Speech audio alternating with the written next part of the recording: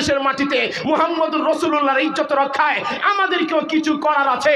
আমাদেরকে শক্ত হাতে দাঁড়াতে হবে। বাংলাদেশের মাটিতে আমার প্রিয় নবীর ইজ্জত রক্ষায় আইন পাশ করতে হবে। সংবিধানের মধ্যে আমার নবীর ইজ্জত রক্ষায় আইন জারি করতে হবে। যদি আইন জারি করার পথে কেউ বাধা দেয়, আগামী দিনে যারা বাধা দিবে কাউকে বাংলাদেশের ক্ষমতায় থাকতে দেওয়া যাবে না, থাকতে দেওয়া যাবে না, থাকতে দেওয়া যাবে না। আপনার সম্মান কেউ নষ্ট করতে পারবে না। আপনাকে টেরোরিজম, সন্ত্রাসী বলে কেউ আপনার ইজ্জত নষ্ট করতে পারবে না, কারণ আপনার ইজ্জত সম্মান বাড়িয়ে দিয়েছেন কে? আল্লাহ বলেন ওয়ারাফা'না লাকা যিকরাক। ও নবী, আমি আপনার সম্মান সুনাম সুখ্যাতি একেবারে আকাশচুম্বী করে দিয়েছি। সুবহানাল্লাহ। কেমনে করলেন? কাইফা রাফা'আল্লাহু যিকরা নাবিয়িনা মুহাম্মদ সাল্লাল্লাহু আলাইহি ওয়াসাল্লাম। আল্লাহ তাআলা আমার প্রিয় নবীর সম্মানকে আকাশচুম্বী কিভাবে করলেন? আমাদের কওমি মাদ্রাসায় তাফসীরের একটা কিতাব পড়ানো হয়, নাম তাফসীরে জালালাইন শরীফ। তাফসীর আরবি শব্দ, এর বাংলা অর্থ ব্যাখ্যা, কয় না বাংলা অর্থ ব্যাখ্যা বিশ্লেষণ। তাফসীরে জালালাইন শরীফে সূরা আলাম নাশরাহের 4 নম্বর আয়াতের তাফসীর করতে যে মুসান্নিফ লিখেন এবং এর টিকায়, আরবিতে বলে হাসিয়া, বাংলা বলে টিকা, এর টিকায় লম্বা চওড়া হাদিস আনা হয়েছে, যার সারাংশ কথা হলো এই: আল্লাহ তাআলা আমার প্রিয় নবীর সম্মান আকাশচুম্বী করেছেন 5 পদ্ধতিতে। একটু জোরে সোরে কোন কয় পদ্ধতিতে? আলাওয়াল, 1 নম্বর, আল্লাহ তাআলা আমার প্রিয় নবীর সম্মানকে আকাশচুম্বী করেছেন যে 5 পদ্ধতিতে, বিখামসাতি আওজহ। 1 নম্বর, আল্লাহ তাআলা আমার প্রিয় নবীকে পৃথিবীতে পাঠিয়েছেন রহমত এবং বরকত হিসেবে। সুবহানাল্লাহ, কইলে জোরে কই। তিনি শুধু মানুষের জন্য রহমত না, মানুষের জন্য রহমত, তিনি প্রকৃতির জন্য রহমত, চাঁদ সিতারার জন্য রহমত, আসমান জমিনের জন্য রহমত, গৃহ নদী খাল বিলের জন্য তিনি রহমত, আমরা চোখে যা দেখি আর না দেখি সবকিছুর জন্য রহমত, মানুষের জন্য রহমত, খালায়েকের জন্য রহমত, মালায়েকের জন্য রহমত, তিনি জিন্নাতের জন্য রহমত, ইনসের জন্য রহমত, পাখি পাখালির জন্য রহমত, সবকিছুর জন্য আমার প্রিয় নবী রহমত, রহমত এবং বরকত। আমার প্রিয় নবী যে মহিয়সী নারীর গড়ে পেটে জন্ম নিলেন, নাম তার আমেনা। বলেন না, নাম কি? আমেনা। বলেন আরবের সংস্কৃতি ছিল, যখন নতুন কোনো বাচ্চা জন্ম নিত, ওই বাচ্চাকে লালন পালন করার জন্য শহরে নগরে না রেখে গ্রামে পাঠানো হতো। গ্রামে কই পাঠানো হতো? কেন? গ্রামের ওয়েদার ভালো, আবহাওয়া ভালো, প্রকৃতি ভালো, পরিবেশ ভালো, রোদ বৃষ্টি সবকিছুর সুন্দর সমন্বয়, ল্যাঙ্গুয়েজ ভালো, সংস্কৃতি ভালো, নেচার ভালো। এজন্য একটা নবজাতক শিশু গ্রামে ভালোই বড় হওয়ার জন্য শহর থেকে নগর থেকে তাকে গ্রামে পাঠানো হতো। আমেনা বলেন আমার কুলে যখন মুহাম্মদ চলে আসলো, একটা কাফেলা আসলো গ্রাম থেকে মক্কায়, নারীদের কাফেলা, মহিলাদের। বলেন না, কাদের কাফেলা? ওই কাফেলাতে একজন মহিলা ছিল, নাম তার হালেমা। বলেন নাম কি? আরো জোরে করুন না, কি নাম? হালেমা। বলেন আমি আমার বান্ধবীদেরকে নিয়ে ছুটলাম যাব মক্কায়। আমি আমার বান্ধবীদের একটা কাফেলা ছুটলাম মক্কার দিকে।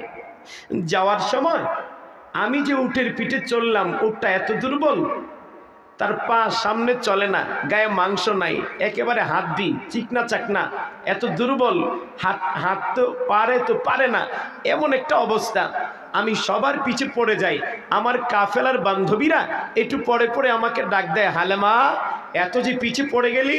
আমি লজ্জাবনত হয়ে যাই, আর একটু করে করে সামনের দিকে যাই, আবার আমি পিছনে পড়ে যাই। এভাবে করে করে কোনো রকম যে ঢুকলাম মক্কায় ঢুকলাম। তো আমার বান্ধবীরা খোঁজাখুঁজি শুরু করেছে বাচ্চা, আমিও খোঁজাখুঁজি শুরু করেছি বাচ্চা। কুরাইশের ভদ্রলোকদেরকে দেখলাম, ওরা ওদের বাচ্চাদেরকে দেওয়ার আগে ওরা ভালো করে লক্ষ্য করে দেখে এই বাচ্চাটাকে যেই নারীর কোলে দেব সেই নারীর পরনের বেশভূষার কি অবস্থা, জামা কাপড়ের কি অবস্থা, গায়ে মাংস আছে কিনা, বডি ল্যাঙ্গুয়েজটা কেমন, তার বডি স্ট্রাকচারটা কেমন, স্কিন কালারটা কেমন, চেহারা কেমন, সে নিজে খেতে পারে কিনা, তার গায়ে তার স্তনে দুধ আছে কিনা, সবগুলো যাচাই বাছাই করে একজন নিজের বাচ্চাটাকে তার কাছে দেয় যেন ভালোই ভালোই লালিত পালিত হয়। হালেমা বলেন, আমাকে যারাই দেখে দেখে আমার গায়ে পোশাক ভালো না, বেশভূষা ভালো না, আমার গায়ের স্কিন কালার ভালো না, চেহারা দেখে মনে হয় আমি প্রচণ্ড অভাবে আছি, আমি প্রচণ্ড গরিব, আমার তেমন গায়ে মাংস নাই, হাড্ডি আর হাড্ডি দেখেই মনে হয়, স্তনে দুধ নাই, কেউ আমাকে বাচ্চা দিতে রাজি হয় না। যেই দেখে মনে করে না না, এই মহিলার কাছে বাচ্চা দেওয়া যাবে না, সে নিজেই খেতে পারে না, বাচ্চাকে কি খাওয়াবে, আমাকে কেউ বাচ্চা দেয় না, সকাল পেরিয়ে গেছে, দুপুর গড়িয়ে গেছে, সন্ধ্যা নেমে এসেছে, কেউ যে আমাকে বাচ্চা দেয় না। এরই মধ্যে আরেক কাণ্ড কি ঘটেছে জানো? মুহাম্মদকে যখন কেউ দেখে, কেউ মুহাম্মদকে নিতে চায় না, কারণ তার বাবা মারা গেছে, তাকে মায়ের পেটে রেখে, মানে মুহাম্মদ জন্ম নিয়েছে ইয়েতিম হয়ে, ইয়েতিম বাচ্চাকে লালন পালন করলে মাইনা পাওয়া যাবে না। যেই দেখে যে মুহাম্মদের এই হিস্ট্রি জানে, মুহাম্মদের ইতিহাস জানে, কেউ মুহাম্মদকে নেয় না, তাকে লালন পালন করলে মোটা অঙ্কের মাইনা পাওয়া যাবে না। হালেমা কয়, আমাকে কেউ বাচ্চা দেয় না আর মুহাম্মদকে কেউ নেয় না। সুবহানাল্লাহ কয় না? আমার কথা কি বুঝতেছেন আপনারা? হালেমা বলেন, আমাকে কেউ বাচ্চা দেয় না আর মুহাম্মদকে কেউ নেয় না। সন্ধ্যা হয়ে গেছে, সকাল পেরিয়ে দুপুর গড়িয়ে সন্ধ্যা নেমে এসেছে, আমার কাফেলার বান্ধবীরা সবাই সিদ্ধান্ত নিয়েছে চল চল আমরা বাড়ির দিকে রওনা দেই। হালেমা বলেন, আমি যে এত কষ্ট করে আসলাম, কোনো বাচ্চা তো আমার নেওয়া হয়নি, এভাবে কি আমাকে চলে যেতে হবে? একটা কথা গ্রামে মানুষ বলে, আমি জানি না আপনাদের গ্রামে বলে কিনা, আমাদের এলাকায় একটা কথার প্রচলন আছে, এভাবে বলে, নাই মামার চেয়ে, আপনাদের এলাকায় বললে সবাই বলেন নাই মামার চেয়ে। হালেমা বলেন যে আমি একেবারে এত দূর থেকে কষ্ট করে করে আসলাম, একেবারে নাই মামা আমি একেবারে খালি চলে যাব, না না না, এর চেয়ে বরং অন্তত আমি মুহাম্মদকেই নিয়ে যাই, তার বাবা না থাকুক, সে গরিব হোক, তার কিছুই না থাকুক, তার অর্থবিত্ত কিছুই না থাকুক, আমি তাকেই নিয়ে যাই, দেখি কি করেছে আল্লাহ। আল্লাহর উপর ভরসা করে হালেমা আমার প্রিয় নবীকে কুলে উঠিয়ে নিয়েছে। সুবহানাল্লাহ বলবেন না বন্ধু? সুবহানাল্লাহ। দোস্ত, ইতিহাস বলে যেই মাত্র হালেমা আমার প্রিয় নবীকে কুলে উঠিয়ে নিয়েছে, যে হালেমার গায়ে মাংস নাই, বডিতে স্কিন কালার নাই, একেবারে চিকনা চাকনা, হাড্ডি শুকনা, স্তনে দুধ নাই, হালেমা বলেন মুহাম্মদকে কুলে নেওয়ার সাথে সাথে আমার অনুভব হয়েছে যেন আমার স্তনে একেবারে দুধের নহর প্রবাহিত হয়ে গেছে। দোস্ত, আমার প্রিয় নবীর আগমনে রহমত আর বরকত আছে না নাই? জোরে জবাব দিতে হবে। এই জোরে বলেন, আছে না নাই? এই রহমত আর বরকত দিয়েছেন কে? বন্ধু জোরে বলতে হবে কে? হালেমা বলেন, মুহাম্মদকে যেই মাত্র কুলে নিলাম, আমার তো একেবারে ক্লিয়ার কাট বুঝে এসে গেছে এ যে নরমাল কোনো বেবি না, সাধারণ বাচ্চা না, এ যে আকাশের চাঁদ, বরং চাঁদ বললেও কম হবে, এ যে হীরের টুকরো বললেও কম হবে, এ যে আমার কুলে আসা একেবারে গড গিফট, আল্লাহ প্রদত্ত এক মহান উপঢৌকন। হালেমা বলেন, আমি কোন রকম কাপড়ে পেঁচিয়ে মুহাম্মদকে নিয়ে উটের পিঠে চড়ে বসলাম। আরে যে উটের উপর চড়ে আসার সময় আসলাম, উট তো ছিল সবার পিছে, খালি পিছে, গায়ে তার জোর নাই, ঠেঙে তার জোর নাই, গায়ে তার মাংস নাই, পিছে পড়ে যায়। কিন্তু মুহাম্মদকে কোলে নিয়ে যেই মাত্র উটের পিঠে চললাম, তার গায়ে এত এনার্জি, এত শক্তি চলে আসছে, সে সবার আগে আগে আগে আগে লাফিয়ে একেবারে গন্তব্যে পৌঁছে গেছে। আমার প্রিয় নবীর আগমনে জন্মে বরকত আর রহমত আছে না নাই? বন্ধু, সেই রহমত আর বরকত কম না বেশি? এ বরকত দিয়েছেন কে? হিম্মতের সাথে আর প্রাণবন্ত আওয়াজ নিয়ে বলতে হবে, দিয়েছেন কে বন্ধু? কে? আবু জাহাল আমার প্রিয় নবীর চাচা, কথা কয় না, নবীর ব্লাড কানেকশনে নবীজির চাচা।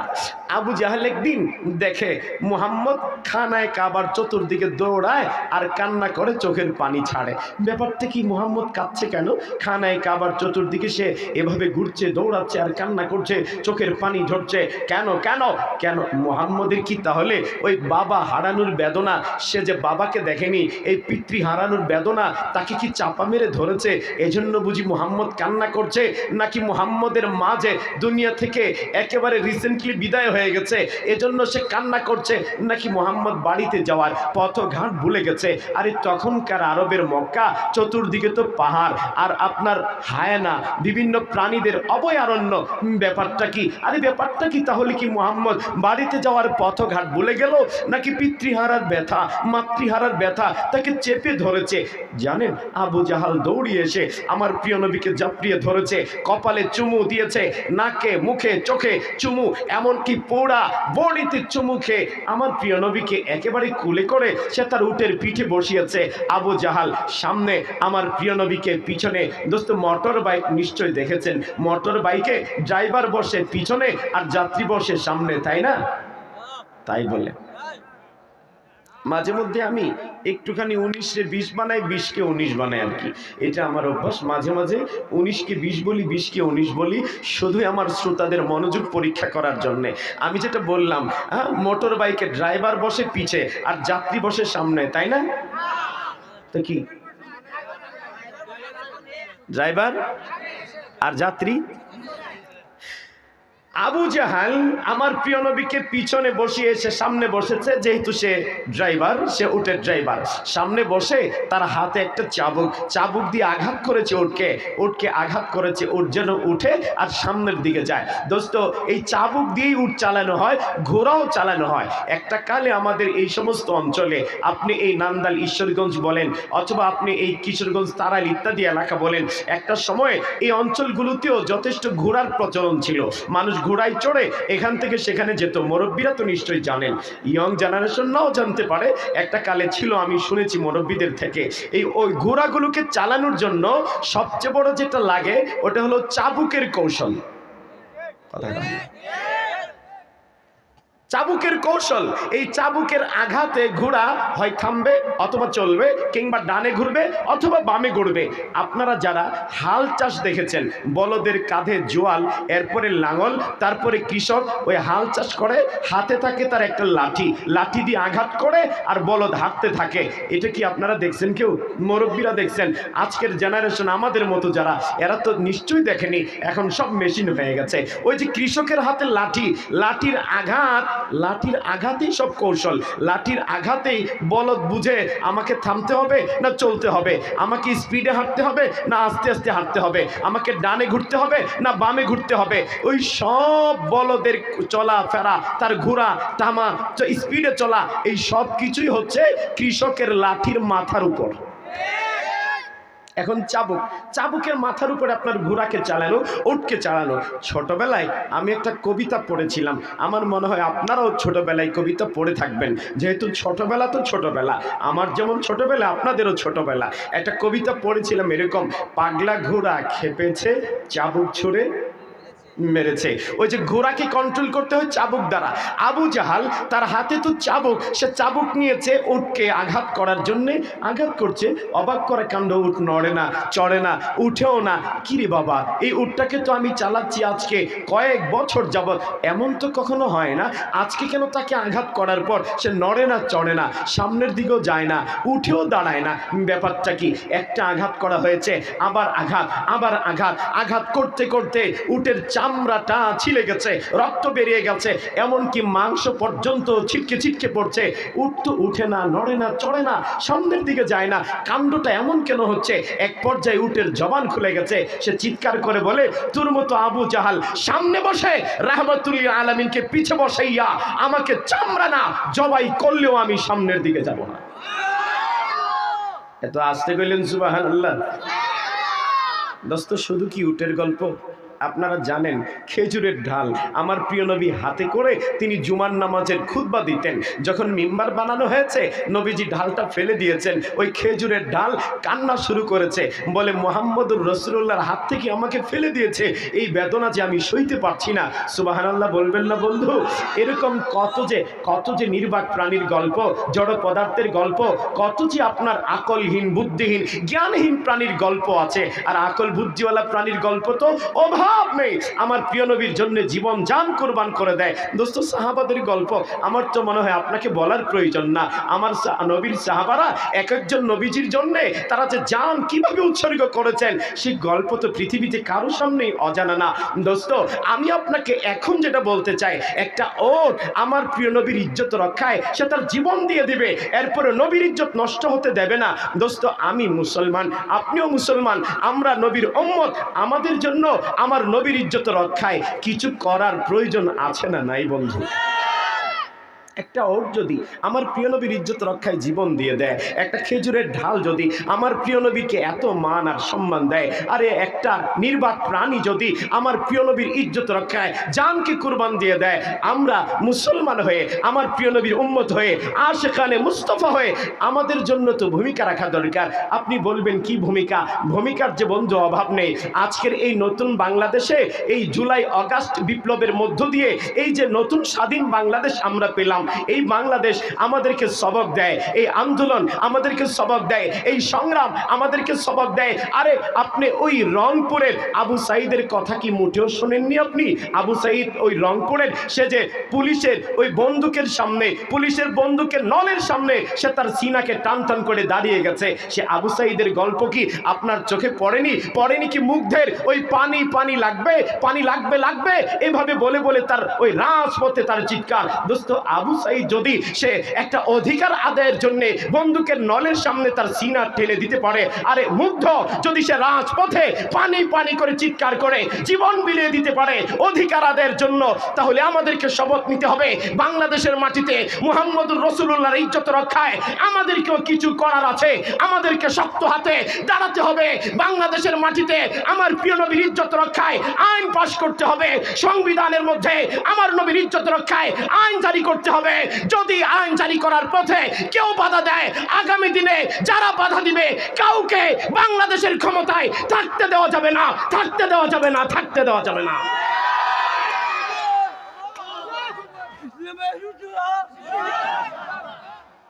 আল্লাহ তাআলা এই জাতিকে সিদ্ধান্ত নেওয়ার তৌফিক দান করেন।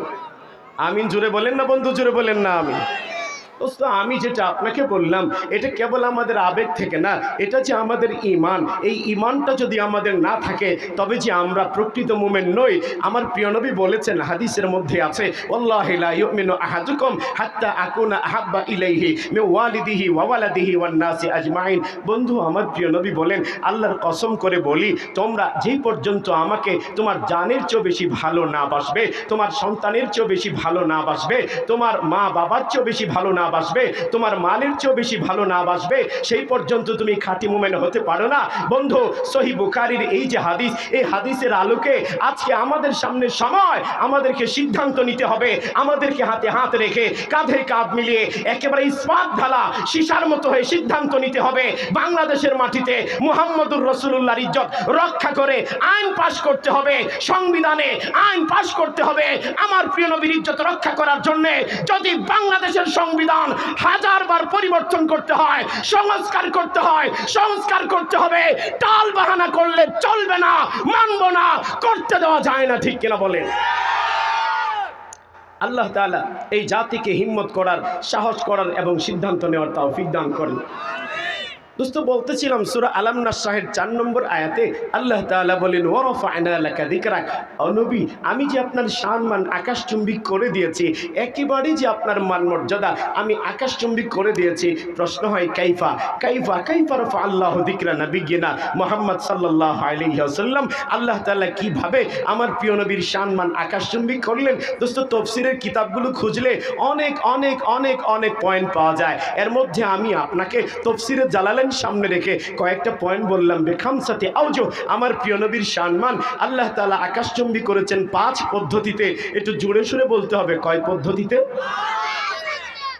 এক নম্বর, আমার প্রিয় নবীকে আল্লাহ তাআলা এই পৃথিবীতে পাঠিয়েছেন বি জালিহি রাহমাতান ওয়া বারাকাতান লিল আলামিন। এই পুরা জগতের জন্য তিনি তাকে রহমত আর বরকত বানিয়ে পাঠিয়েছেন।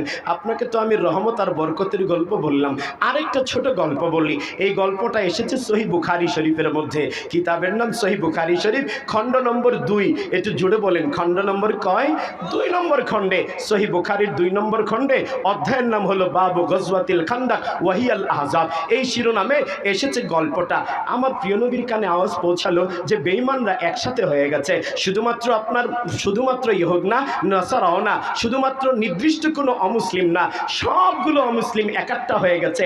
ইহুদ বলেন, নাসারা বলেন, আপনি কাফের বলেন, মুশরিক বলেন, অথবা অন্যান্য বিজাতি বলেন, সবগুলো একসাথে হয়ে গেছে, ঐক্যবদ্ধ হয়ে গেছে।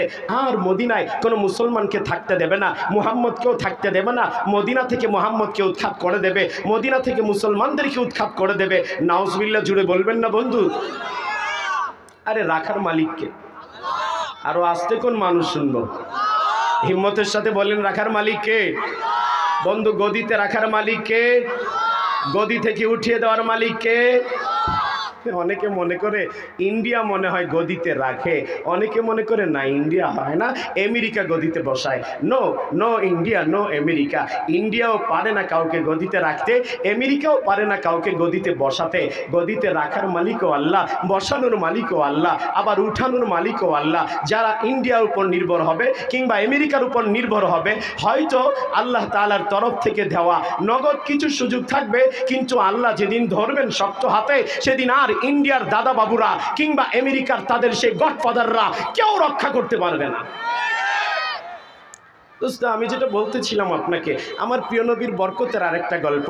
যুদ্ধের নাম হলো খন্দক, খানুন দালকফ, খন্দক। জুড়ে বলেন না, কি বললাম? খন্দক। এর বাংলা অর্থ হলো খাল। আমি জানি না আপনারা খাল বুঝেন কিনা, বুঝার কথা। বাংলাদেশ খাল বিল নদীর দেশ, এখানে আপনি খাল বুঝবেন না কেন? নিশ্চয়ই খাল বুঝার কথা। আমার প্রিয় নবীর কানে যখন আওয়াজ পৌঁছালো যে সমস্ত বেঈমানরা এক কাতারে এক ঐক্যবদ্ধ হয়ে গেছে, আর মদিনায় মুসলমানকে থাকতে দেবে না, মুহাম্মদকেও মদিনায় থাকতে দেবে না, ঐক্যবদ্ধ হয়ে গেছে। দোস্ত, কি করা যায়? আমার প্রিয় নবী পরামর্শে বসলেন, চলো আমরা পরামর্শ করি কি করা যায়। একজন করে আমার প্রিয় নবী পরামর্শ চাইলেন। দোস্ত, এক একজন এক এক রকম পরামর্শ কিন্তু দিয়ে যাচ্ছেন। এর মধ্যে একজন সাহাবীর নাম তার সালমান ফারিসি। একটু জুড়ে বলবেন, কি সাহাবীর নাম? সবার চেয়ে বেশি বয়স এই বেচারা সালমান ফারিসি, বয়স্ক সাহাবী। তাকে যখন পরামর্শ চাওয়া হয়েছে, তিনি বললেন, ইয়া রাসূলুল্লাহ, আমি যে একেবারে পারস্যের লোক, আমি তো এই মক্কার কিংবা মদিনার স্থানীয় লোক নই, এই সুদূর ফারেস আমার বাড়ি, ওখান থেকে কত চড়াই উতরায়, কত হস্তবদলের মধ্য দিয়ে আমি আপনার খেদমতে এসেছি। ইয়া রাসূলুল্লাহ, আমি পারস্যের দেশে দেখেছি, যখন কোনো নির্দিষ্ট মহল্লার বিরুদ্ধে অনেক জাতি ঐক্যবদ্ধ হয়ে যায়, তখন তাদের আক্রমণ থেকে ওই নির্দিষ্ট মহল্লাকে রক্ষা করার জন্য ফলপ্রসূ একটাই সিস্টেম, ওই অঞ্চলের চতুর্দিকে খাল খনন করে ফেলা।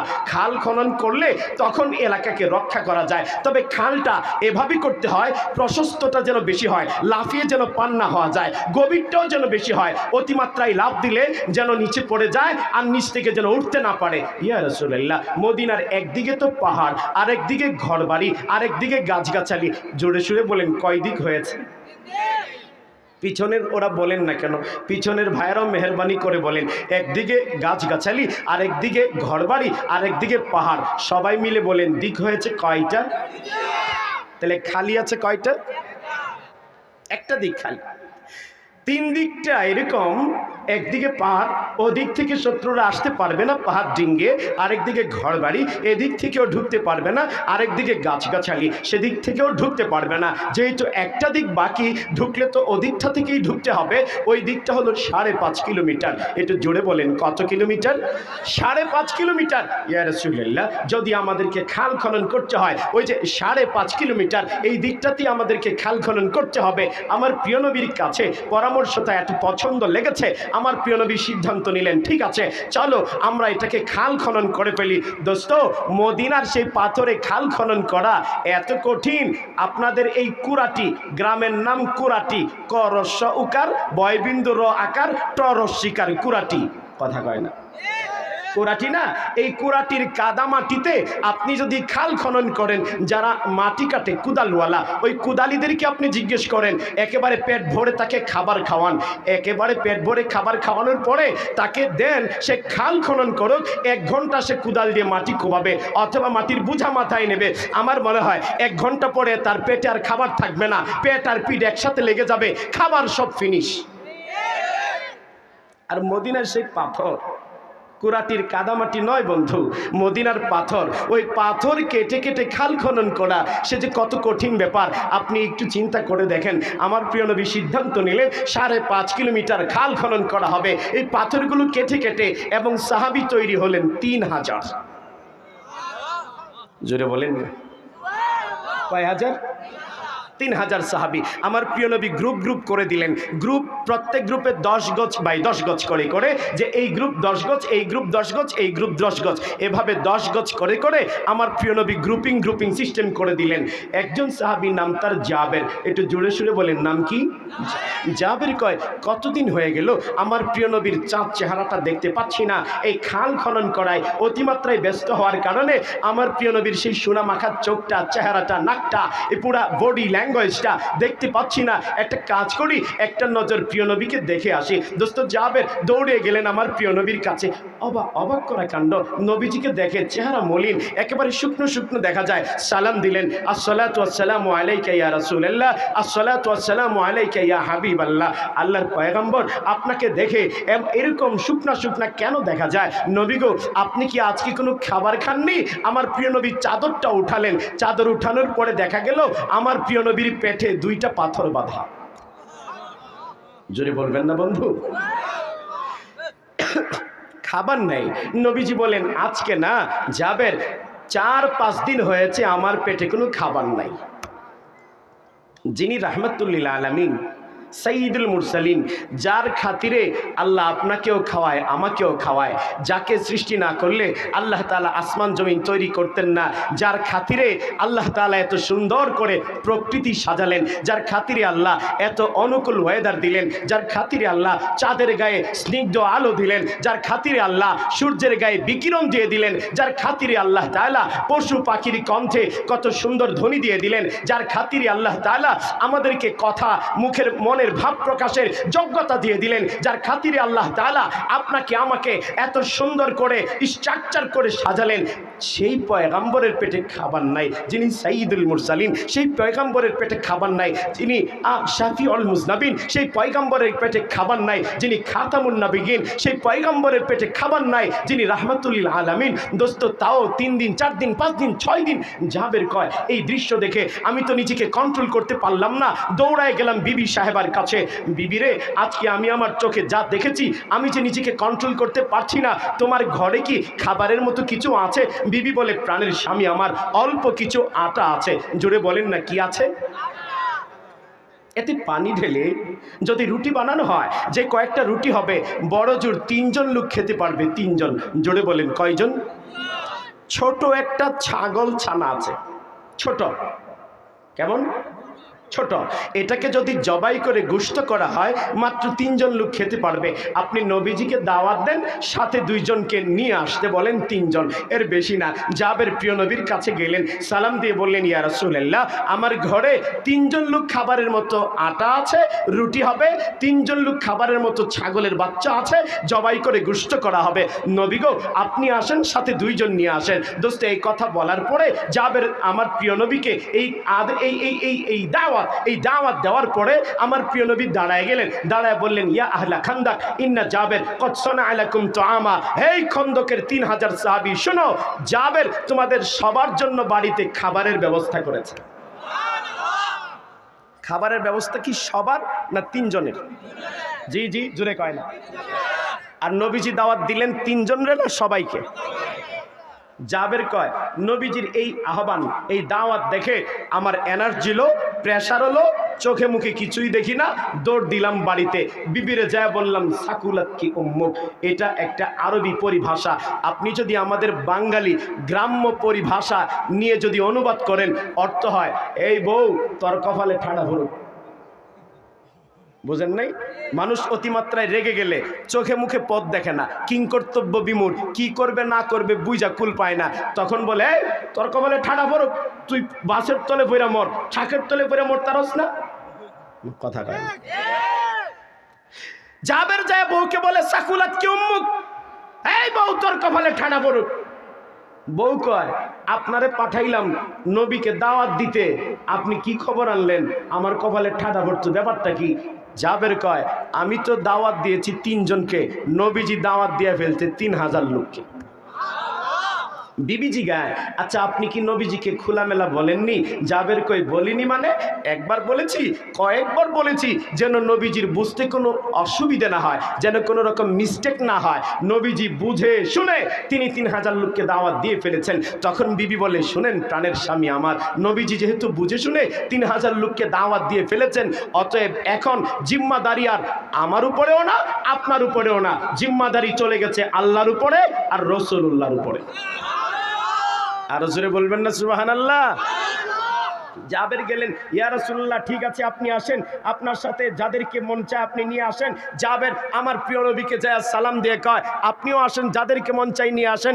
দোস্ত আমার প্রিয় নবী বলেন, জাবের যাও, তুমি আগে আগে বাড়িতে যাও, তোমার বিবিকে বলো আটার মধ্যে পানি ঢেলে খামিরা বানাইতে, রুটি বানানো যেন শুরু না করে। আমি জানি না আপনারা খামিরা বুঝেন কিনা, আমাদের গ্রামে এই আটাতে পানি ঢেলে যেটা হয়, আমাদের গ্রামে বলে কাই। হ্যাঁ আপনারা কি করেন? কাই। ওই এ জাবের, তোমার বিবিকে বলো আটাতে পানি ঢেলে যেন খালি কাই বানায়া রেখে দেয়, রুটি বানানো যেন শুরু না করে। আমি তোমার বাড়িতে যাব, অনুমতি দেব, তারপর যেন রুটি বানানো শুরু হয়। জোরে কয় না। এ জাবের, বলো ছাগল জবাই করে গোশত তৈরি করে পাতিলে ঢুকিয়ে চুলার উপর রাখতে, চুলা থেকে যেন পাতিল না সরায়, ঢাকনাও যেন না সরায়। তোমার বাড়িতে যাব, অনুমতি দেব, তারপর গোশত যেটা করার সেটা করবে। আমার প্রিয় নবী পিছে পিছে আসলেন, এসে জাবের রে কয়, তোমাদের এলাকায়, তোমার গ্রামে, পাশের গ্রামে যত মহিলা রুটি বানাইতে পারে সবাইকে আসতে বলো। জোরে কয় না, জোরে কয় না। সব মহিলা চলে আসছে। দোস্ত আমার প্রিয় নবী মুখ থেকে একটু পবিত্র লালা মুবারক ওই কায়ের মধ্যে লাগাই দিছেন। আমার প্রিয় নবী মুখ থেকে একটু লালা মুবারক গোশতের পাতিলে ঢুকায় দিছেন। সুবহানাল্লাহ, জোরে কয়। এই জাবের, আমি এখন কাই ছিঁড়ে ছিঁড়ে দেব, আর এই মহিলারা রুটি বানায় বানায় আমার হাতে দেবে। আমার প্রিয় নবী কাই ছিঁড়ে ছিঁড়ে দেয়, আর ওরা রুটি বানিয়ে বানিয়ে দোস্ত আমার প্রিয় নবীর হাতে দেয়। আমার প্রিয় নবী রুটি হাতে নেয় আর গোশত রুটিতে দেয়, আর সাহাবীদেরকে সাপ্লাই করে, রুটি নেয় গোশত দেয়, সাপ্লাই করে, রুটি নেয় গোশত দেয়, সাপ্লাই করে। দোস্ত জাবের আমার প্রিয় নবীকে এসে কানে কানে কয়, ইয়া রাসূলুল্লাহ, আপনি যত সাহাবী নিয়ে আসছেন রুটি আর গোশত খেয়ে সবার পেট ভরে গেছে। আরো জোরে বলবেন না সুবহানাল্লাহ? এ জাবের, এখন তোমার পরিবারের সদস্য যারা, মেম্বার অফ ফ্যামিলি, তোমার পরিবারের সদস্য যারা, এদেরকে ডাকো। পরিবারের সদস্যরা হাজির। আমার প্রিয় নবী পরিবারের সদস্যদেরকেও রুটি আর গোশত দিচ্ছেন, ওরা খেয়ে খেয়ে পেট ভরে গেছে। জাবের আমার প্রিয় নবীকে কানে কানে কয়, ইয়া রাসূলুল্লাহ, পরিবারের সদস্য যারা, ওদেরও তো রুটি আর গোশত খেয়ে পেট ভরে গেছে। জোরে কর না সুবহানাল্লাহ। এই পরিবারের সদস্যরা আবার খাও, ওরা কয় পেট ভরে গেছে। নবীজি কয় না, আবার খাও। আবার খাইছে, বলে পেট ভরে এখন গলায় উঠে গেছে। নবীজি কয় আবার খাও। খেতে খেতে পেট ভরছে, গলা ভরছে। এরপর নবীজি কয়, শোনো মিয়া, তোমাদের আশপাশে যত মানুষ আছে, পাড়া মহল্লাই পড়োশি, এদেরকেও ডাকো, সাথে হাড়ি পাতিল থাকলে বলো সাথী করে নিয়ে আসতে। ইন্নান নাসা ক্বাদ আখাযাতহুমুল জিয়া, মানুষদেরকে প্রচন্ড খাদ্য সংকট গ্রাস করেছে, যাও বলো সবাইকে আসতে, এবং হাড়ি পাতিল সাথে করে নিয়ে আসতে। সবাই চলে আসছে, খেয়ে পেট ভরছে, হাড়ি পাতিলও নিয়ে গেছে। দোস্ত জাবের কয়, আল্লাহর কসম, আমরা যেই হাড়ির মধ্যে, পাতিলের মধ্যে গোশত রান্না করেছিলাম, ওই পাতিল থেকে একটা গোশতের টুকরাও কমে নাই। জবাব দেন, বরকত দিয়েছেন কে? আমার প্রিয় নবীর মধ্যে রহমত বরকত আছে না নাই? কম না বেশি? এই বরকত দিয়েছেন কে?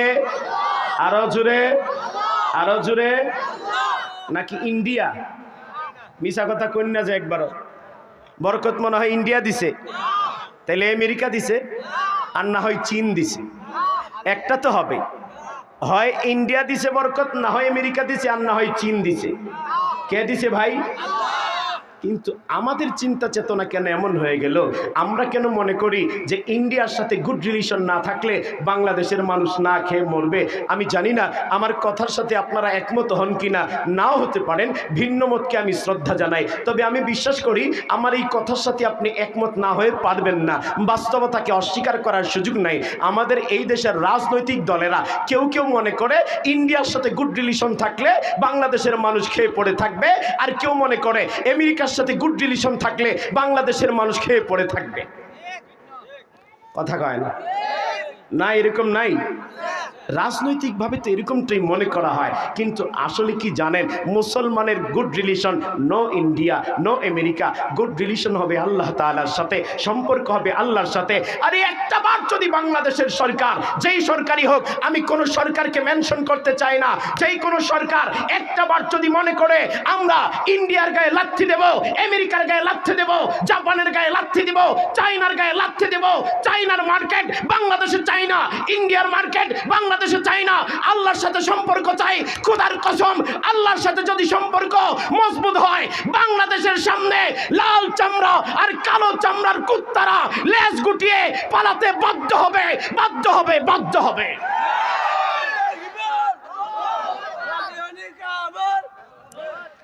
মাশাআল্লাহ, ধন্যবাদ। আল্লাহ তাআলা আমাদেরকে এই হিম্মতের সাথে অগ্রসর হওয়ার তৌফিক দান করেন। আমিন জুড়ে বলবেন না বন্ধু? দোস্ত, আমি আপনাকে শোনাচ্ছিলাম সূরা আল-নাস 4 নম্বর আয়াত।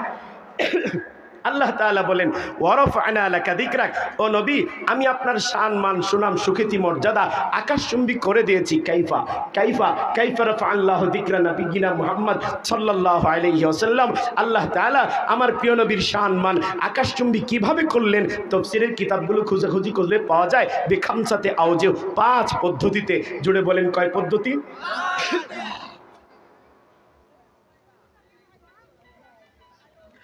আল্লাহ তাআলা 5 পদ্ধতিতে আমার প্রিয় নবীর সম্মান আকাশচুম্বী করে দিয়েছেন। এর মধ্যে 1 নম্বর বললাম বিজালিহি রাহমাতাও ওয়া বারাকাতা, তাকে রহমত আর বরকত বানানোর মধ্য দিয়ে। সুবহানাল্লাহ বলবেন না? এই গল্পটা না হয় এখানেই রাখলাম। 2 নম্বর বিজালি উলামায়ে উম্মতিহি ওয়ারাসাতান লিল আমবিয়ায়ে কুল্লিহিম, আমার প্রিয় নবীর উম্মতের আলেমদেরকে সমস্ত নবী রাসূলদের ওয়ারিস বানানোর মধ্য দিয়ে। সুবহানাল্লাহ বলবেন না? আগেও নবী রাসূল ছিল, আদম নবী ছিল, বিদায় হয়ে গেছে। তারপরে তার দ্বীনি মিশন চালানোর মতো কেউ নাই। ইদ্রিস নবী ছিল, বিদায় হয়ে গেছে। তারপরে তার দ্বীনি মিশন চালানোর মতো কেউ নাই। ইউসুফ নবী ছিল, বিদায় হয়ে গেছে। তারপরে তার দ্বীনি মিশন চালানোর মতো কেউ নাই। ইয়াকুব নবী ছিল, বিদায় হয়ে গেছে। তারপরে তার দ্বীনি মিশন চালানোর মতো কেউ নাই। হারুন নবী ছিল, বিদায় হয়ে গেছে। তারপরে তার দ্বীনি মিশন চালানোর মতো কেউ নাই। ইব্রাহিম নবী ছিল, বিদায় হয়ে গেছে। তারপরে তার দ্বীনি মিশন চালানোর মতো কেউ নাই। কথা কয় না? আমার প্রিয় নবী বলেন, ইন্নামাল উলামা ওয়ারাসাতুল আম্বিয়া ওয়া ইন্নামাল আম্বিয়া লাম ইউরিসু দিনারা ওয়ালা দিরহামা ওয়া ইন্নামা ওয়ারাসুল ইলমা ফামান আখাযাহু আখাযা বিহাজ্জিন ওয়াফির। দোস্ত, আমার প্রিয় নবী বলেন, শোনো শোনো শোনো উম্মতেরা শোনো, আল্লাহ তাআলা আমার উম্মতের আলেমদেরকে সমস্ত নবী রাসূলদের ওয়ারিস বানিয়েছেন, সমস্ত নবী রাসূলদের ওয়ারিস বানিয়েছেন। উম্মতের আলেমরা সমস্ত নবী রাসূলদের ওয়ারিস। দোস্ত, আপনার বাবা যদি মারা যায়, আপনার বাবার জমি জমার ওয়ারিস আপনি হবেন ছেলে হিসাবে, আপনার বোন হবে মেয়ে হিসাবে, আপনার মা হবে তার ওয়াইফ হিসাবে। কথা কয় না? কথা কয় না? আপনার বাবা মারা গেছে, তার জমি জমা যদি দখল করতে আসে ওই পাড়ার লোকেরা, যার সাথে আপনার বাবার কোনো ব্লাড কানেকশন নাই, রক্তের কোনো সম্পর্ক নাই, আমাকে জবাব দেন, এটা কি ইনসাফ হবে না জুলুম হবে? জুড়ে কন না? দোস্ত, আপনার বাবা মারা গেলে আপনার বাবার জমির ওয়ারিস যদি আপনি হন ছেলে হিসাবে, আপনার বোন হয় মেয়ে হিসাবে, আপনার মা হয় তার ওয়াইফ হিসাবে। আমার প্রিয় নবী বলেন, শুনো, নবী রাসূলরা তো চলে গেছে, সব নবী চলে গেছে, উম্মতের আলেমরা নবী রাসূলদের ওয়ারিস, নবী রাসূলদের ওয়ারিস, নবী রাসূলদের ওয়ারিস। আরে নবী রাসূলরা কি কোনো জমি জমা রেখে গেছেন, ব্যাংক ব্যালেন্স রেখে গেছেন? না না, লাম ইউরিসু দিনারা ওয়ালা দিরহামা, কোনো স্বর্ণ মুদ্রা, কোনো ব্যাংক ব্যালেন্স, কোনো ডায়মন্ড, কোনো টাকা পয়সা, কোনো দিনার, কোনো দিরহাম দিরহাম, কোন রকম কিছু তারা তো রেখে যাননি। ইন্নামা ওয়ারাসুল ইলমা, নবী রাসূলরা ওয়ারিস হিসাবে ইলম রেখে গেছেন। দোস্ত, ইলম মানে ইদ্রিস কান্দলবি রাহমাতুল্লাহ তাআলা আলাইহি এই হাদিসের ব্যাখ্যা করতে যেয়ে বলেন, ইলমা আয়াত দিনা, ইলমা আয়াল ইসলামা, ইলমা আয়া শরিয়াতাল ইসলামিয়াতা, ইলমা আয়া সুন্নাতাল মাশরুইয়া। এর মানে নবী রাসূলগণ রেখে গেছেন ইলম, মানে নবী রাসূল দ্বীন রেখে গেছেন, নবী রাসূলগণ ইসলাম রেখে গেছেন, নবী রাসূলগণ শরীয়ত রেখে গেছেন, নবী রাসূলগণ সুন্নাতে মুতাওয়ারাসা রেখে গেছেন, আর নবী রাসূলগণ দাওয়াত ও তাবলীগ রেখে গেছেন। এর মানে কি জানেন আপনি? আলেমদের হাতে ইসলাম ওয়ারিস হিসাবে আছে, আলেমদের হাতে কোরআন ওয়ারিস হিসাবে আছে, আলেমদের হাতে ইসলাম ওয়ারিস হিসাবে আছে, আলেমদের হাতে দ্বীন ওয়ারিস হিসাবে আছে, আলেমদের হাতে দাওয়াত ও তাবলীগ ওয়ারিস হিসাবে আছে। যেরকম ভাবে আপনার বাবা মারা গেলে আপনার বাবার রেখে যাওয়া জমি জমা পাশের বাড়ির মহল্লার লোকেরা এসে দখল করলে এটা যেমন জুলুম হয়, এটা যেমন বেইনসাফি হয়, ঠিক তেমনি ভাবে নবী রাসূলদের পরে আলেমদের হাত থেকে কেউ যদি কোরআন নিয়ে যেতে চায় এটা হবে জুলুম, আলেমদের হাত থেকে কেউ যদি ইসলাম নিয়ে যেতে চায় এটা হবে জুলুম, আলেমদের হাত থেকে কেউ যদি সুন্নত নিয়ে যেতে চায় এটা হবে জুলুম, আলেমদের হাত থেকে কেউ যদি দ্বীনের জিম্মাদারি কেড়ে নিয়ে যেতে চায় এটা হবে জুলুম, আলেমদের হাত থেকে কেউ যদি দাওয়াত ও তাবলীগের জিম্মাদারি কেড়ে নিয়ে যেতে চায় এটা হবে জুলুম। দোস্ত, আজকে আমরা লক্ষ্য করতে পারছি বাংলাদেশে কিছু বেআলেমরা, যারা আলেমরা হয় ডাক্তার বা মাস্টার বা ইঞ্জিনিয়ার অথবা খেটে পড়া অথবা অন্য কোনো পেশার লোক, আলেমদের হাত থেকে তাবলীগের জিম্মাদারি কেড়ে নিয়ে যেতে যাচ্ছে। আল্লাহর কসম, তারা জালেম, তারা জালেম, তারা জালেম। জালেমদের কালো হাত ভেঙে দিতে হবে, ভেঙে দিতে হবে। ঠিক কিনা জোরে বলেন ঠিক? আল্লাহ তাআলা জাতিকে আলেমদের সাথে থাকার তৌফিক দান করেন। জোরে বলেন না আমিন, জোরে বলেন না। দোস্ত, আমি আপনাকে শোনাচ্ছিলাম সূরা আলাম নাশরাহের 4 নম্বর আয়াতের তাফসীর। আল্লাহ তাআলা বলেন, ওয়ারাফা'না লাকা যিকরাক। ও বন্ধু, আমি যে আপনার সম্মান আকাশচুম্বী করে দিয়েছি। কাইফা কাইফা কাইফা রাফা'আল্লাহু যিকরা নবিয়িনা মুহাম্মদ সাল্লাল্লাহু আলাইহি ওয়াসাল্লাম। আল্লাহ তাআলা কিভাবে আমার প্রিয় নবীর সম্মান আকাশচুম্বী করলেন, তাফসীরের কিতাবগুলো খুঁজলে পাওয়া যায়। বেখামসাতে আওজো 5 পদ্ধতিতে। জুড়ে বলেন না কয় পদ্ধতি? এক নম্বর বললাম আল্লাহ তাআলা নবীর সম্মান আকাশচুম্বী করেছেন বিজালিহি রাহমাতা ওয়া বারাকা, আমার প্রিয় নবীকে রহমত আর বরকত বানানোর মধ্য দিয়ে। 2 নম্বর, আল্লাহ তাআলা আমার প্রিয় নবীর সম্মান আকাশচুম্বী করেছেন বিজালি উলামায়ে উম্মতিহি ওয়ারাসাতান লিল আমবিয়া'i কুল্লিহিম, আমার নবীর উম্মতের আলেমদেরকে সমস্ত নবীদের ওয়ারিস বানানোর মধ্য দিয়ে। সুবহানাল্লাহ বলবেন না? এখানে একটা জিনিস আপনাকে বুঝতে হবে, আমার প্রিয় নবী আলেমদেরকে শুধুমাত্র এক নবীর ওয়ারিস বলেননি, শুধুমাত্র তার ওয়ারিস বলেননি, বলেছেন সমস্ত নবী রাসূলের ওয়ারিস। এর মানে কি আপনি একটু চিন্তা করেন না? সমস্ত নবী রাসূলের ওয়ারিস এর মানে কি? আলেমরা আদম নবীর ওয়ারিস, আলেমরা ইদ্রিস নবীর ওয়ারিস, আলেমরা শীস নবীর ওয়ারিস, আলেমরা ইয়াকুব নবীর ওয়ারিস, আলেমরা ইউসুফ নবীর ওয়ারিস, আলেমরা ইউনুস নবীর ওয়ারিস, আলেমরা ইউশা নবীর ওয়ারিস, আলেমরা শামউন নবীর ওয়ারিস, আলেমরা শামউন নবীর ওয়ারিস, আলেমরা ঈসা নবীর ওয়ারিস, আলেমরা মুসা নবীর ওয়ারিস। আলেমদের বিরুদ্ধে গেলে ইব্রাহিম নবীর বিরুদ্ধে যাওয়া হয়, আলেমদের বিরুদ্ধে গেলে আদম নবীর বিরুদ্ধে যাওয়া হয়, আলেমদের বিরুদ্ধে গেলে ইয়াকুব নবীর বিরুদ্ধে যাওয়া হয়, আলেমদের বিরুদ্ধে গেলে ইউসুফ নবীর বিরুদ্ধে যাওয়া হয়, আলেমদের বিরুদ্ধে গেলে লূত নবীর বিরুদ্ধে যাওয়া হয়, আলেমদের বিরুদ্ধে গেলে হুদ নবীর বিরুদ্ধে যাওয়া হয়, আলেমদের বিরুদ্ধে গেলে শামউল নবীর বিরুদ্ধে যাওয়া হয়, আলেমদের বিরুদ্ধে গেলে শামউন নবীর বিরুদ্ধে যাওয়া হয়, আলেমদের বিরুদ্ধে গেলে মুহাম্মদুর রাসূলুল্লাহর বিরুদ্ধে যাওয়া হয়, আলেমদের বিরুদ্ধে গেলে 1 লক্ষ 2 লক্ষ 24,000 নবী রাসূলের বিরুদ্ধে যাওয়া হয়। আল্লাহর কসম, 1 লক্ষ 2 লক্ষ 24,000 নবী রাসূলের বিরুদ্ধে যা কেউ তাবলীগ ওয়ালা হতে পারে না, কেউ প্রকৃত মুসলমান হতে পারে না। গন্ড মূর্খ অথবা ইহুদি খ্রিস্টানদের দালাল দালাল দালাল, সন্দেহ নাই। আল্লাহ তাআলা পরবর্তী হুজুর আসছে, অসুবিধা হইতেছে আপনাদের? শেষ করে দিতাম, আর 5 মিনিট কষ্ট দিই। মাশাআল্লাহ, হিম্মত তো খুব মজবুত দেখা যায়। আল্লাহ তাআলা হিম্মত বাড়ায়া দেন। আমিন কইলে জোরে কোন। আপনাদের হাত বাবা আমি বুঝা কুল পাইতেছি না। আমার একটু দূরে যেতে হবে, ভৈরব তো মোটামুটি অনেক দূরে, রাস্তাঘাটও ভাঙা, এজন্য খুব বেশি একটা সময় দিতে পারতেছি না। আর 5 মিনিট আপনাদেরকে কষ্ট দেব, এর ভেতরে আমি মূল বিষয়টা আপনাকে বোঝানোর চেষ্টা করব। আল্লাহ তাআলা অল্প টাইমে আমাদেরকে মূল কথা বোঝানোর তৌফিক দান করেন। জোরে বলেন আমিন। দোস্ত, যে কথা আমি আপনাকে বলতে চাচ্ছিলাম, যে সূরা আলাম নাশরাহের 4 নম্বর আয়াত আল্লাহ তাআলা বলেন ওয়ারাফা'না লাকা যিকরাক, ও নবী আমি আপনার শান মান সুনাম সুখ্যাতি আকাশচুম্বী করে দিয়েছি। সুবহানাল্লাহ না হয় আরেকবার বলে ফেলেন না। দোস্ত কিভাবে কাইফা রাফা আল্লাহু যিকরা নবিয়িনা মুহাম্মদ সাল্লাল্লাহু আলাইহি ওয়াসাল্লাম, আল্লাহ তাআলা কিভাবে আমার প্রিয় নবীর সম্মান আকাশচুম্বী করলেন তাফসীরের কিতাবগুলো খুঁজলে পাওয়া যায়। বেখামসাতে আওজুহ 5 পদ্ধতিতে। 1 নম্বর আপনাকে বললাম বিজালিহি রাহমাতাও ওয়া বারাকাতা, আল্লাহ তাআলা আমার প্রিয় নবীকে পুরো আলামের জন্য রহমত বরকত বানিয়েছেন। 2 নম্বর বিজালি উলামায়ে উম্মতিহি ওয়ারাসাতাল লিল আমবিয়ায়ে কুল্লিহিম, তার উম্মতের আলেমদেরকে সমস্ত নবী রাসূলদের ওয়ারিস বানিয়েছেন। সুবহানাল্লাহ বলবেন না। নম্বর 3 নম্বর আল্লাহ তাআলা আমার প্রিয় নবীর সম্মানকে আকাশচুম্বী করেছেন যে 5 পদ্ধতিতে। 3 নম্বর হচ্ছে আল্লাহ তাআলা আমার প্রিয় নবীকে কিয়ামতের ময়দানে একটা মাকাম দিবেন, ওর নাম হলো মাকামে মাহমুদ, বিবাসিহি মাকামাম মাহমুদা আল্লাযী ওয়াদাহু ইয়া। আমার প্রিয় নবীকে আল্লাহ তাআলা মাকামে মাহমুদে অধিষ্ঠিত করার মাধ্যমে যার প্রতিশ্রুতি আল্লাহ আমার প্রিয় নবীকে দিয়েছেন। বন্ধু, আমরা কিন্তু আজান যখন হয় আজানের উত্তরে একটা দোয়া পড়ি, একটা দোয়া কিন্তু নিশ্চয়ই আমরা পড়ি, আজানের উত্তর দেই, তারপরে আজানের উত্তর শেষ হলে আবার একটা দোয়াও পড়ি, কথা কয় না? আল্লাহুম্মা রাব্বা হাদি দাওয়াতি তাম্মা, আছে না নেই? ওয়াসসালাতিল কায়েমা, আছে না নেই? এরপরে আতি মুহাম্মাদানিল ওয়াসিলা আল ফাদিলা, আছে না নাই? এরপরে ওয়াবাথু মাকামাম মাহমুদানিল্লাযী ওয়া'আদতা, আছে না নাই? এই জায়গাটাই মূল লক্ষ্য। ওয়াবাথু মাকামাম মাহমুদা, হে আল্লাহ আপনি মুহাম্মদ সাল্লাল্লাহু আলাইহি সাল্লামকে মাকামে মাহমুদের মধ্যে অধিষ্ঠিত করেন। দোস্ত মাকামে মাহমুদ কি 1 মিনিটে আপনাকে বুঝতে হবে। খুব হুঁশিয়ার, খুব হুঁশিয়ার, খুব হুঁশিয়ার। আপনি কানটাকে সজাগ রাখেন। মাকাম অর্থ জায়গা, মাহমুদ অর্থ প্রশংসনীয়। মাকামে মাহমুদ মানে প্রশংসনীয় জায়গা, প্রশংসনীয় জায়গা, প্রশংসনীয় জায়গা, সর্বোচ্চ প্রশংসনীয় জায়গা। দোস্ত এটা কিয়ামতের ময়দানে হবে। ইসরাফিল ফেরেশতা যখন সিংহায় ফু দেবে 3টা ফু হবে বন্ধু।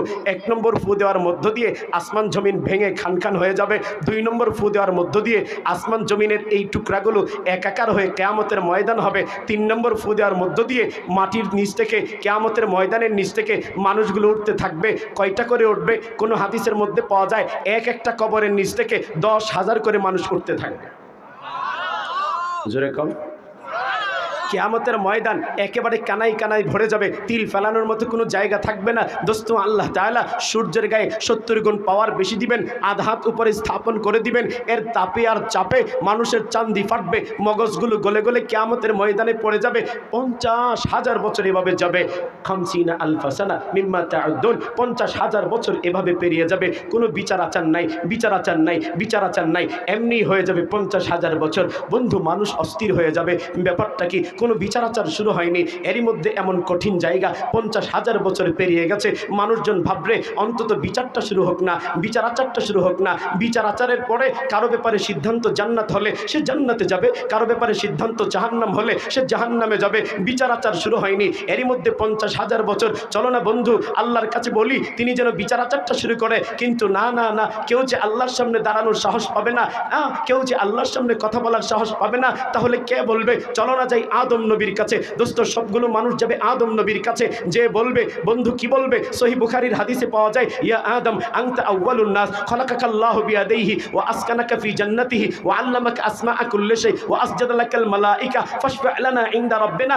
আদম নবীকে বলবে আদম তুমি যে প্রথম মানুষ, তোমাকে যে আল্লাহ তাআলা কুদরতি হাতে তৈরি করেছে, তোমাকে যে আল্লাহ তাআলা জান্নাতে জায়গা দিয়েছে, তোমার সম্মানে যে আল্লাহ তাআলা ফেরেশতাদেরকে সাজদার হুকুম দিয়েছে, আরে আল্লাহ তোমাকে সমস্ত ইলম দান করেছে, এত সম্মান তোমার, আল্লাহর সামনে সুপারিশ করো না, আল্লাহকে যে বলো না, আল্লাহকে যে সুপারিশ করো না, তিনি যেন বিচার কার্যটা শুরু করে। দোস্ত আদম নবী বলবে সোহকা সোহকান সোহকা লাস্তু হুনাকুম ইন্না রাব্বি কদ গাদিবাল ইয়াওমা গাদবা লাম ইয়াগদাব ক্বাবলা ওয়া লাম ইয়াগদাব বাদা। ভাগো ভাগো ভাগো, যাও যাও ভাগো। আল্লাহ তাআলা আজকে এত রাগ করেছেন, লাম ইয়াগদাব ক্বাবলা ওয়া লাম ইয়াগদাব বাদা, এমন রাগ আগেও করেননি, ফিউচারও তিনি এত রাগ করবেন না। আমি আল্লাহর সামনে দাঁড়াতে পারবো না, ভাগো আমার সামনে থেকে। আরে যাও মিয়া যাও, যাও তোমরা ইব্রাহিম নবীর কাছে। দোস্ত ইব্রাহিম নবী একই রকম জবাব দিবে, আমি পারবো না, ভাগো ভাগো, যাও যাও মূসা নবীর কাছে। একই রকম জবাব দিবে, আমি পারবো না, ভাগো ভাগো, যাও যাও ঈসা নবীর কাছে। ঈসা নবী বলবে, মিয়া আজকে আল্লাহর সামনে কেউ দাঁড়ানোর সাহস পাবে না, আল্লাহর সামনে কথা বলার সাহস কারো থাকবে না। একজন মাত্র লোক আছে যিনি আল্লাহর সামনে দাঁড়াতে পারবেন, কথা বলতে পারবেন, তিনি আপনার আমার পয়গম্বর, তিনি সাইয়্যিদুল মুরসালিন, তিনি শাফিউল মুজনাবিন, তিনি খাতামুল আম্বিয়া, তিনি হাবিবে কিবরিয়া, তিনি মাহবুবে দুজাহা, আহমদ মুহাম্মদ মুস্তাফা। আল্লাহু আকবার, কয় না আল্লাহু আকবার।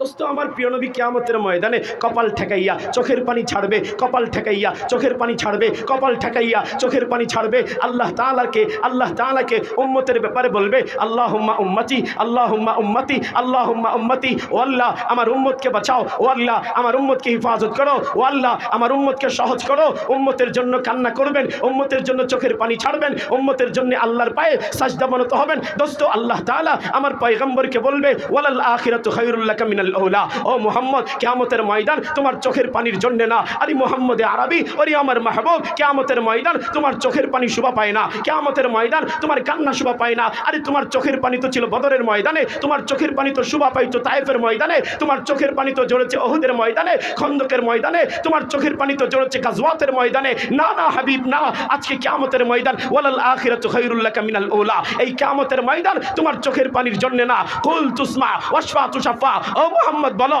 ও মুহাম্মদ বলো, ও মুহাম্মদ বলো, যা বলবে আমি সব শুনবো, যা সুপারিশ করবে আমি সব কবুল করে নেব। আল্লাহু আকবার, কয় না আল্লাহু আকবার। দোস্ত, এই জায়গার নাম মাকামে মাহমুদ, মাকামে মাহমুদ, মাকামে মাহমুদ। আল্লাহ তাআলা আমার প্রিয় নবীকে মাকামে মাহমুদে অধিষ্ঠিত করার মধ্য দিয়ে তার শান মান আকাশচুম্বী করে দিয়েছেন। সুবহানাল্লাহ। পরবর্তী হুজুর চলে আসছেন, আমি কথা 1 মিনিটে শেষ করে দিচ্ছি। আপনাকে আমি সূরা আলাম নাশরাহের 4 নম্বর আয়াতের তাফসীর শোনাচ্ছিলাম। আল্লাহ তাআলা বলেন, ওয়ারাফা'না লাকা যিকরাক। ও নবী, আমি যে আপনার শানমান আকাশচুম্বী করে দিয়েছি। কাইফা কাইফা কাইফা রাফা আল্লাহু যিকরা নাবিয়িনা মুহাম্মদ সাল্লাল্লাহু আলাইহি ওয়াসাল্লাম। আল্লাহ তাআলা আমার প্রিয় নবীর শানমান আকাশচুম্বী কিভাবে করলেন? তাফসীরের কিতাবগুলো খুঁজলে পাওয়া যায়। বেখামসাতে আওজু, 5 পদ্ধতিতে। আরে জোরে বলেন না, কয় পদ্ধতিতে? 1 নম্বর, আমার প্রিয় নবীকে বিজালিহি রাহমাতাও ওয়া বারাকা, প্রিয় নবীকে রহমত বরকত বানানোর মধ্য দিয়ে। 2 নম্বর, বিজালি উলামায়ে উম্মতিহি ওয়ারাসাতাল লিল আমবিয়া কুল্লিহিম, তার উম্মতের আলেমদেরকে সমস্ত নবী রাসূলের ওয়ারিস বানানোর মধ্য দিয়ে। 3 নম্বর, বিবাসিহি মাকামাম মাহমুদা আল্লাযী ওয়াদাহু ইয়া, তাকে আল্লাহ তাআলা মাকামে মাহমুদে অধিষ্ঠিত করার মাধ্যমে। বলেন না কয়টা বললাম? জোরে কয় না, আরো জোরে কোন। বাকি রইল কয়টা? আল্লাহ তাআলা তৌফিক দান করলে ইনশাআল্লাহ নেক্সটে পরবর্তীতে সুযোগ হলে আরও শোনাবো, যদি আপনারা মনে করে দেন। এই যে কথাগুলো বললাম আমার প্রিয়